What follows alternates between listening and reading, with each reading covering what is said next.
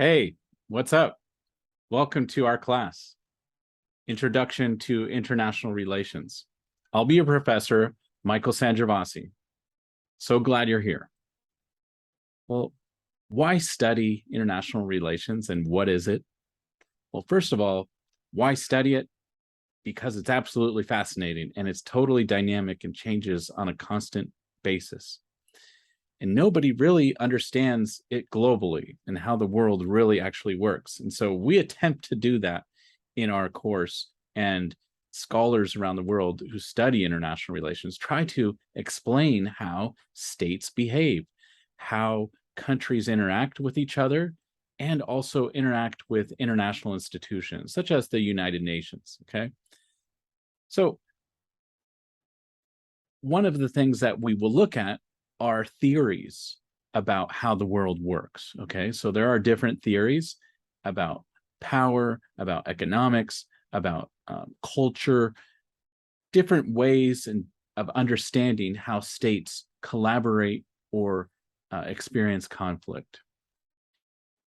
There are other levels of analysis, such as looking at how countries use power, their power and influence or threats to get their will on the international stage. But there's also a question of looking at interdependence, how states might not act because of interdependence on each other. You could look at religious affiliations and how that might impact decisions, or also regime types, how the governments themselves are organized in those states and how that might contribute or detract from how they interact with other countries and international institutions. We're going to dive deep into international institutions and look at the European Union, look at the United Nations, look at NATO and OPEC and ASEAN or the African Union, and see how these international institutions actually help reduce conflict and increase peace and prosperity around the world. At least that's the goal.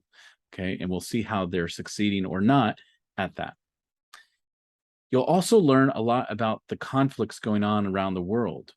We're not going to study all of them, but we will look at the major ones, especially what's going on in Ukraine and Russia, or other hotspots around the world where there might be future conflict.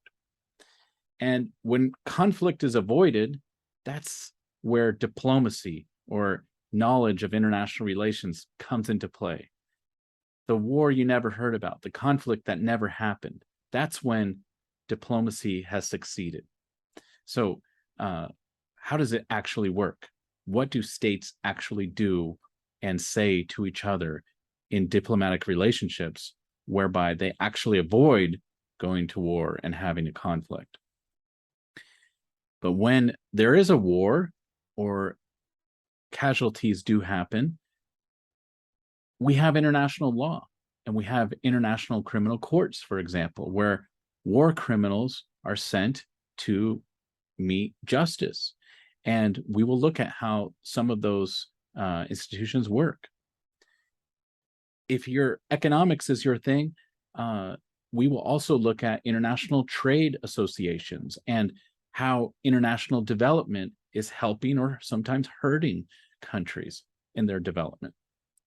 Close to my heart is human rights, and we'll see how human rights actually impacts countries' foreign policies or not.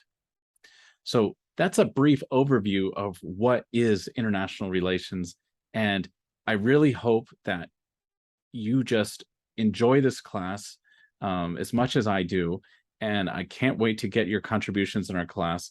And welcome, welcome, welcome. Thank you. Take care. Bye-bye.